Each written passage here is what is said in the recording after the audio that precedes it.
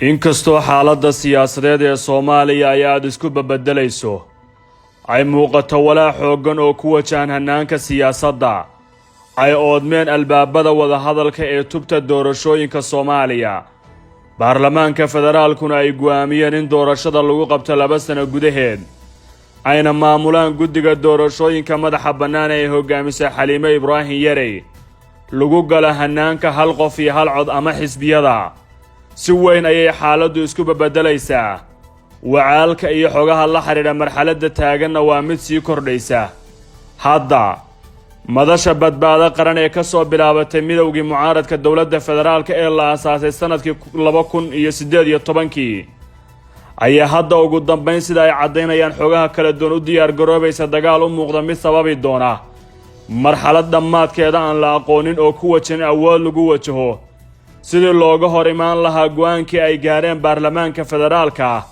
12 bishan ee muddo 2 sano ah ay sheegeen in loo baahan yahay in doorasho lagu qabto ilo wargal ah oo ka tirsan madasha midowga musharaxiintu waxa ay caddeeyeen inay ka tanaasuleen hadda ka hadlidda arrinta tubta doorashada taa beddelkeeda ay go'aansadeen abaabulidda maleeshiyaad hubaysan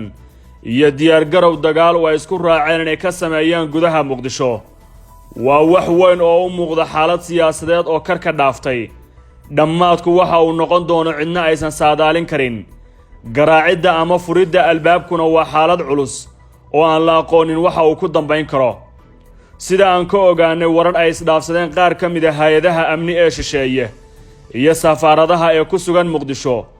waxa ay muujinayaan walaaca soo kordhaya ee ku wajahan dagaal ka dhaca caasimadda kaas oo ay mucaaradku u arkayaan tallaabada kaliya ee uga harsan qorshaha ay xukunka ku dhaafin karaan Maxamed Cabdilaahi Farmaajo mid ka mid ah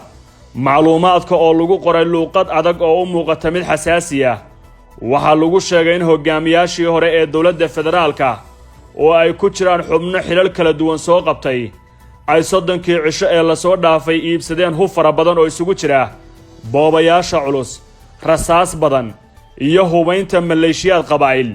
xogtu waxay kaloo caddaynaysaa in lacag badan loo isticmaalay hooyinta hubkaasi qaar ka mid ah waxa ay macluumaadku tilmaamayaan in laga keenay meelo ka baxsan gudaha Muqdisho waxaana 30 cisho ee la dhaafay la keenay gudaha Muqdisho hubkii ugu badnaa halka laga keenay cidda soo galaysay iyo dhammaan dhaqaalaha la adeegsado xogtu waxa ay ka dhigtay mid qarsoon nuqul ka mid ah qoraal u muuqday inay diyaariyeen sirdoonnada shisheeye ee ku sugan Muqdisho loona diray meel ka baxsan Soomaaliya waxaa lagu caddeeyay in sababta mucaaradku ay uga baxeen xayndaabka aeroboorka Muqdisho oo ay deganaayeen ay tahay sida ay jaanis ugu heli lahaayeen abaabulidda maleeshiyaadka qabaa'ilka ama ugu yaraan gudahooda ay ula kulmi lahaayeen dadka taageersan magacyada hogaamiyaasha mucaaradka qaarkood oo warbixinta lagu xusay waxaa la xaqiijiyay inay dibadda dalka kala yimaadeen dhaqaale lagu soo geliyay gudaha Muqdisho habka ganacsiga gaarka laga saaray akoon xisaabeed lagu soo shubay qaar ka mid ah macluumaadka xogtan ayaa lagu bixiyay in labadii habeen ee la soo dhaafay laga dareemay fulinteeda qorshaha Muqdisho kadib markii qaybo ka mid ah degmooyinka Kaaraan Cabdicasiis iyo Hodan laga bilaabay abaabulka hub iyo abuuridda maleeshiyaad cusub isla qoraalka waxaa lagu qiray in fiila Soomaaliya ay si dhow ula socoto dhammaan dhaqaaqyada oo u muuqda mid ay ku jirto hadda xeeladaysi isqarin siyaasadeed ah ayna ciidamo badan ku diyaarisay aaga kala duwan kuwaasu ay doonayso inay uga hortagto weeraro abaabulan haddii ay dhacaan xilliga fulinta qorshaha waxa ay xogtu ku sheegeen inuu bilaaban karo toddobaadkan maanta bilowday gudihiisa waxaa la sheegay in isniinta dhinacyada abaabulka wada ay doonayaan in ay yeeshaan kulan ay ku midaysan yihiin oo looga hadlayo qorshaha lagu muujinayo diidmadooda ku wajahan qaraarka baarlamaanka 2 qaybood ayaa kulanka lagu sheegay mid lagu caddayn doono aragtida oo warbaahintu ay goobjoog ka tahay iyo mid xiran oo si beeleed loo abaabulay AMISOM waxaa la gaarsiiyay digniinta la xiriirta dhicitaanka weerar lagu qaado xarumo dawladeed kuwaasoo lagu sheegay in loo ekaysiin karo arbushaad aan la garan karin cidda ka dambaysa taasoo dhici karta xilliyada qaarkood digniinta ayay durba hirgelinteeda bilaabeen AMISOM oo ilaalo xoogan ku kordhiyay xarumaha ammaankooda ay sugaan ee Muqdisho gaar ahaanna xarumaha dawladda isla macluumaadka waxaa lagu tilmaamay inay dhici karaan weeraro arbushaad loo ekaysiiyo dhinacyo iska soo horjeeda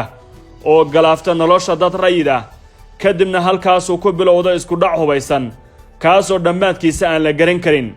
xukuumadda federaalka ee Soomaaliya ayaa lagu sheegay in ku jirto feejignaan buuxda